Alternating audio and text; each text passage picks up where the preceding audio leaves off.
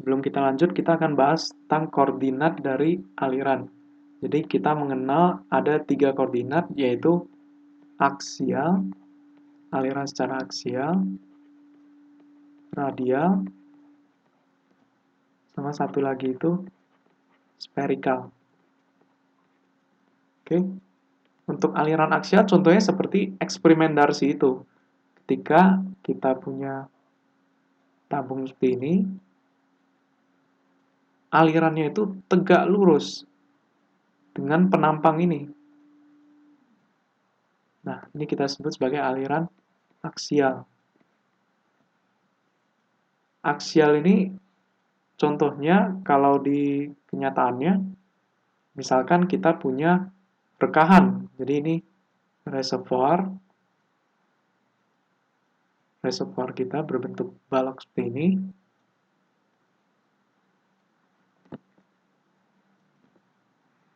Terus ini sumur kita di tengah-tengah. Nah, lalu kita lakukan fracturing. Jadi dia akan merekah berbentuk bidang seperti ini. Nah, otomatis nanti fluida akan masuk ke dalam sumur. Jadi misalkan ini sumur kita, ini rekahannya. Rekahan. Nah, fluida akan masuk secara aksial.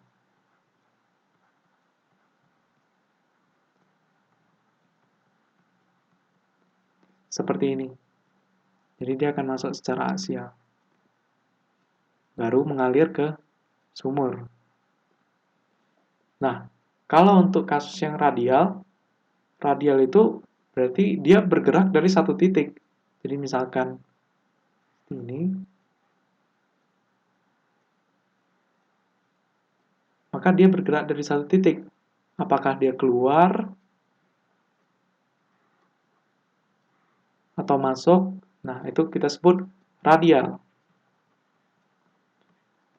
Contohnya kalau untuk radial itu aliran di sumur. Jadi kalau misalkan reservoir kita itu seperti ini, di sumur kita, maka ketika kita perhatikan lebih baik, sumur kita akan kelihatan seperti ini. Nah, sekitarnya itu batuan reservoir. Nah, alirannya itu akan berbentuk radial.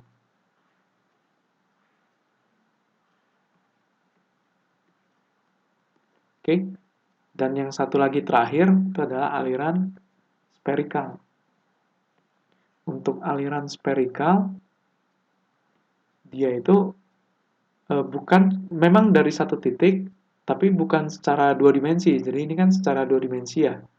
Nah, kalau yang ini dari satu titik, tapi dia secara tiga dimensi. Nah, ya ini satu titik,